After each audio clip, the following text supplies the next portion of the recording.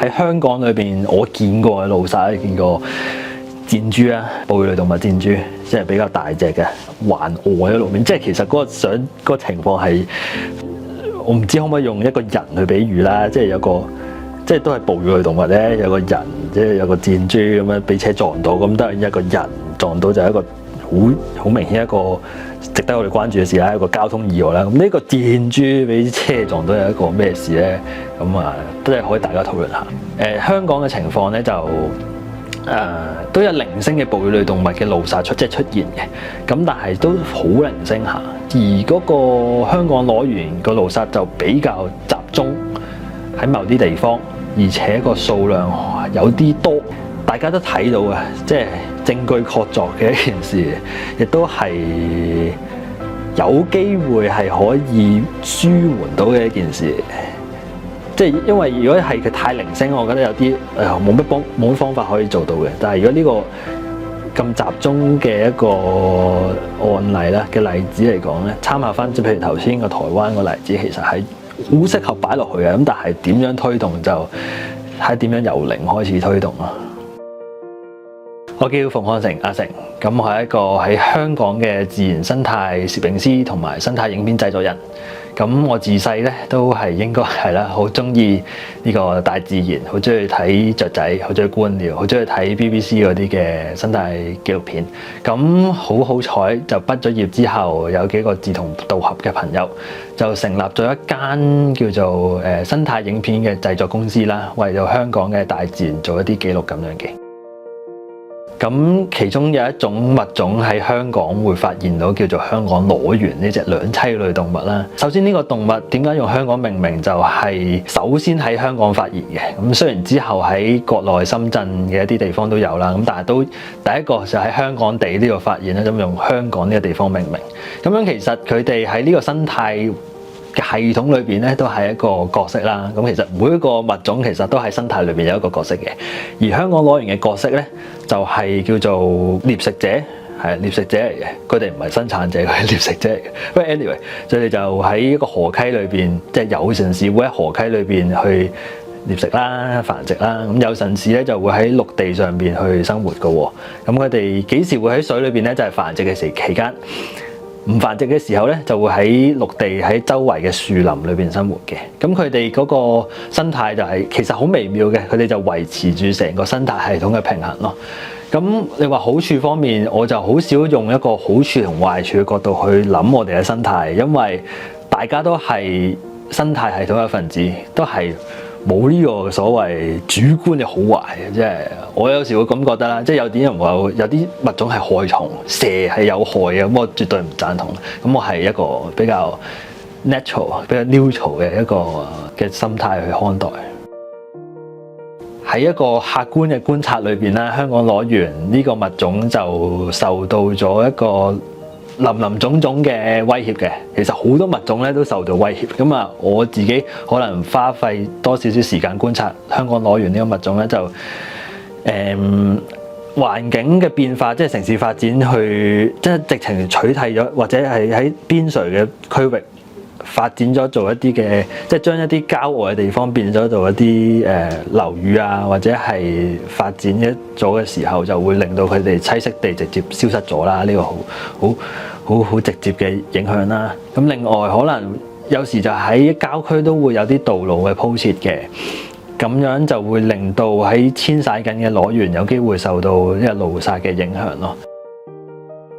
咁而呢件事我就係前年嘅一個春天啦。咁我知道佢哋春天可能先至比較活躍去遷徙喺路上面行走咁樣嘅。咁就發現到可能一個1公里嘅馬路上邊、道路上邊都會有成100條，即係大概啦，未有一個好實際嘅數字。咁嘅感覺嚟嘅啫，同埋都有好多屍體啦，就發現咗係俾車去碌扁咗咁樣咯。咁就會覺得好直接、好衝擊到一個我嘅感覺啦，就會令到覺得會唔會有啲咩方法可以幫到佢咁樣咯。一啲城市發展對於生態嘅環境系統，即係一定會有唔多唔少會有影響嘅。咁但係就睇下影響有幾大啦。有時問題就涉及到點樣去平衡一個城市發展同埋大自然環境嘅一啲保育嘅一啲議題咧，其實就要攞個平衡啦。我覺得有時咁，但係嗰個平衡喺邊咧，我都唔係好知嘅。你頭先提到就係台灣會有一啲嘅例子，就係關於陸蟹佢哋要繁殖嘅時候，都係有一個遷徙嘅模式出現，一個行為出現咧，就係會行路啦，由一個森林嘅地方行路過去海洋裏邊，叫做產卵咁樣啦。嗰個情況同裸猿嘅路殺有啲相似嘅地方嘅，就係一樣都係關於一個動物嘅一啲行走一個 movement 啦，移動咁樣啦，喺移動嘅過程咧就牽涉馬路，咁呢個係好相似嘅地方。咁佢哋嘅做咗嘅一啲嘅緩解措施就係譬如加建一啲路牌啊，就係提醒駕駛者話會有啲動物會出沒啦，亦都係有成立一啲義工啦，義工隊就可以喺一個遷徙高峰期叫做執走佢或者幫忙移動佢哋，等佢哋盡快離開一個危險嘅地方啦，同埋有嗰個間歇性封路。咁其實即係都係一個好直接、好明顯可以令到嗰個動物唔會俾車死嘅一個方法嚟。咁我覺得喺香港都其實適合嘅，係咯。咁因為我哋即係都好可以做到嘅事，但係就唔係我一個人話做就做啦，係要一啲嘅幫助啊，咩幫助？可能政府嘅幫助，一啲團體嘅幫助，或者係根本要由一個科學嘅方法去，即係由搜集證據。即係因為我哋而家個階段係可以話係零嘅，因為我哋唔知幾時係高峰期啦，唔知有幾多隻裸猿係即係受到路殺威脅啦，亦都唔知邊啲地點係真係要去做啦。咁所以我哋其實第一步咧係要有一個科學研究，初步又好，深入又好，總之又有科學研究啦。要去到了解咗呢件事先，了解完呢件事咧，就我覺得加翻即係做翻頭先講嗰啲措施咧，係會幫助到嘅。而點樣做咧，我都想知。但係呢個做法咧，就應該係可行，同埋係好客觀嚟講係好直接去幫助，即係令到佢哋唔會俾車碌死，係一個好直接嘅做法，係咧。香港嘅野生動物議題其實都好多人會去提出嘅，咁我希望就都會 keep 住有啦，希望都會繼續有呢啲議題去繼續討論啦，唔好話過去咗，即係或者真係有時遇到啲挫折嘅話，即係譬如真係有啲發展嘅工程即係要做咗啦，咁我哋係咪就可以叫做低頭啊？定係就面對現實啊，就放棄啊？咁樣就都未必係嘅。咁始終呢啲都係即係都係我哋嘅興趣。首先我哋係對於呢個環境好有興趣，好想去